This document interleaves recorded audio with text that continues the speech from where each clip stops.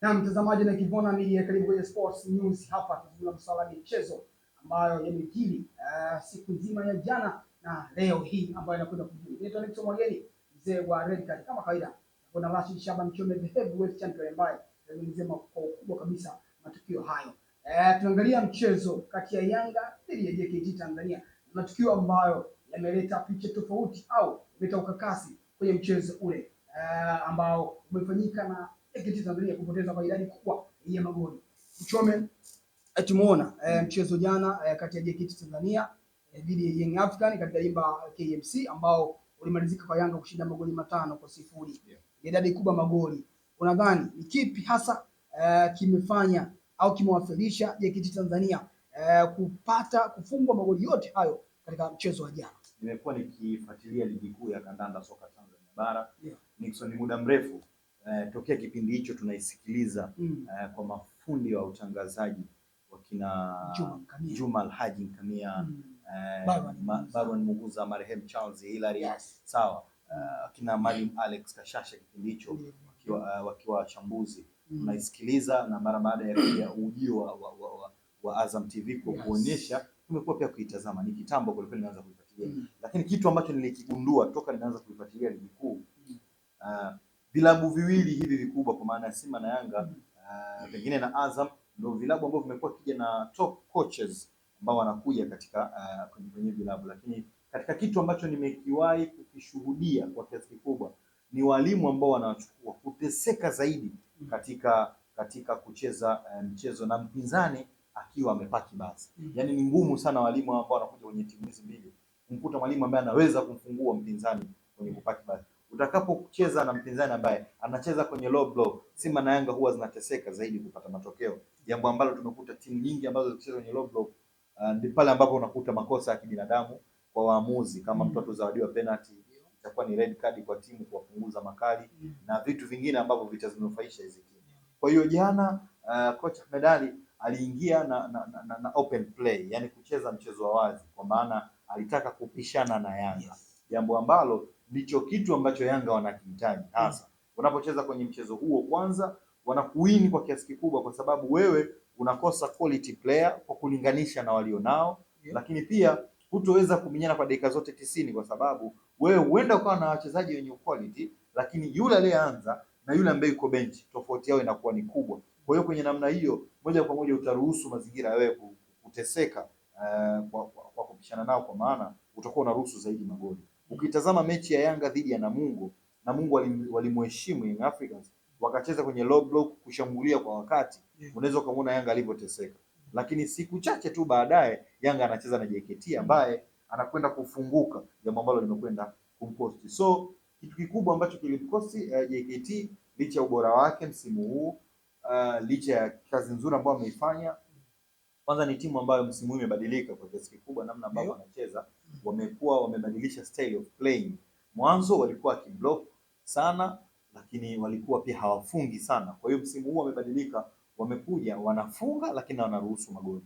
Kwa hiyo hii namna imekuwa ni sehemu ambayo Yanga walifanyia kazi kwa kiasi kikubwa, na ndio maana tumeona wamepata matokeo katika mchezo na idadi kubwa ya magoli ambayo wameyapata mbele ya JKT, licha ya kwamba wengi hawakutegemea hichi, kwa sababu wanajua JKT na namna ambavyo inacheza dhidi ya Young Africans ni kitu ambacho wengi hawakutarajia.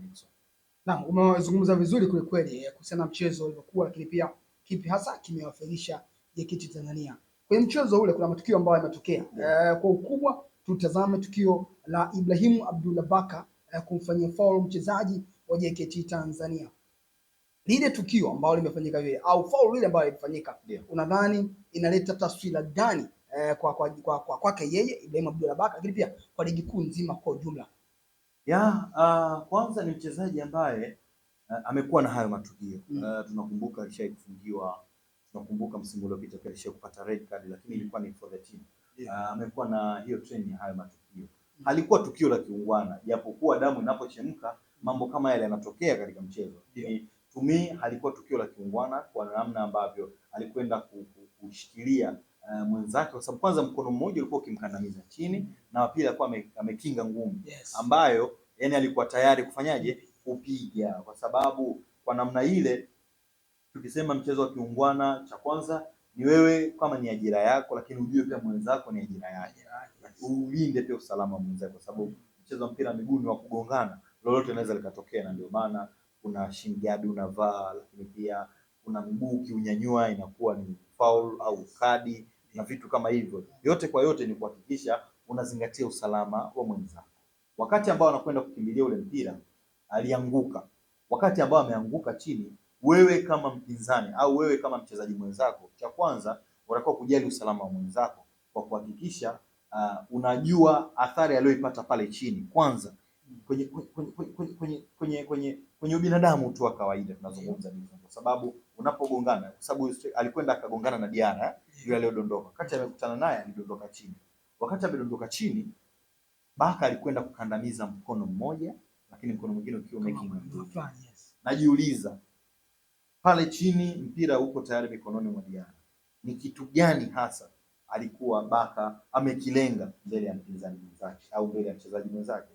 Sipati majibu ya moja kwa moja, lakini tunajua Nixon, wachezaji, nimehudumu kwenye michezo ya amateur kwa maana ya kusimamia baadhi ya timu, kusimamia baadhi ya michuano, na shukuru Mungu, lakini najua namna ambavyo wachezaji wanakuwa. Huenda akawa mchezaji mwenye umri mkubwa lakini mwenye mafanikio makubwa, lakini kuna chembe chembe ambazo ni ngumu kuzitoa.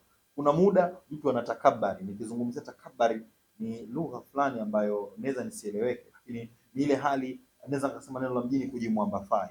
Unapokuwa katika eneo fulani na mchezaji ambaye unatazamwa au unategemewa, kuna hali fulani ambayo wewe unafeel kibinadamu, kwa kawaida yoyote anaweza akaifeel. Ndicho ambacho Baka sasa hivi anakifeel pengine. Na waza hicho kwa sababu sikutarajia kile alichokifanya, kwa sababu naamini kwenye nidhamu yake, ubora wake na kazi kubwa ambayo kwa akifanya akiwa na Young Africans. Sitegemei vitu kama hivyo ambavyo amekuwa akivifanya. So pengine natarajia kuona adhabu ikikuta Ibrahim Abubakar.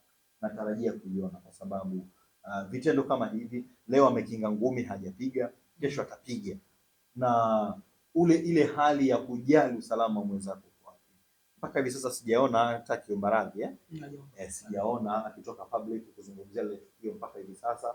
Pengine inaweza kuwa ni jambo la kawaida au kukawa na vikao vya ndani ambao vimaliziwa ndani, sitaki kuvizungumza hivyo, lakini sisi kama watu wa soka tunatamani kuona vitu kama hivyo visiwepo kwenye ligi yetu ambayo tunaitarajia ifanye makubwa, licha ya kuwa ni ligi ambayo ni ya 5 sikosea, tunatarajia isogee juu zaidi. So kuna vitu ambavyo tunatarajia kuviona vya kiukubwa, hasa kwa wachezaji ambao ni wakubwa. Ukimzungumzia Ibrahim Abubakar sasa hivi ni top defender, mchezaji wa timu ya taifa ya Tanzania. Kuna wachezaji wadogo wanacheza kwenye nafasi ile, anatamani kufika pale ambapo alipo Baka. Leo hii anamuona akifanya yale matukio na hakuna adhabu yoyote ambayo itatokea. Pengine na yeye akaona ni miongoni mwa sehemu ya kufanya ili kuwatishia pia mastreka wa timu pinzani, ikawa yeye ni sehemu yake ya kufanya hayo matukio. Naweza tukawapoteza vijana wengi ambao pengine wangekuwa na tija kwenye soka letu. Asante Chom. Nixon, asante sana. Naam, huyo ni Rashid Shaban Mchome, the heavyweight champion, amezungumzia masuala nzima ya mchezo kati ya Young Africans dhidi ya JKT Tanzania ambao ulimalizika kwa JKT Tanzania kufungwa magoli 5-0, lakini pia amegusia kwa undani kabisa tukio ambalo alifanya beki kisiki wa klabu ya Young Africans, lakini pia timu ya taifa Tanzania Ibrahim Abubakar kwa ukubwa wake amezungumzia hivyo. Cha msingi endelea kusubscribe, like, comment na kushare, jambo la msingi kwa kweli, lakini pia endelea kutembelea kwa Instagram, Facebook, Twitter, kote huko tukifahamika kama @Kibona_media. Mimi naitwa Nixon Mwajeni, kama ambavyo nimekuambia, alikuwa Rashid Shaban Mchome, heavyweight champion, lakini nyuma ya kamera ni Clay ambaye afanya kutoka kwenye lens ya kamera yake kuleta kwenye simu yako au kwenye kompyuta au kwenye TV yako ambayo wewe unatumia kuitazamia. Nixon Mwajeni, kama nilivyokuambia, asante na kwaheri.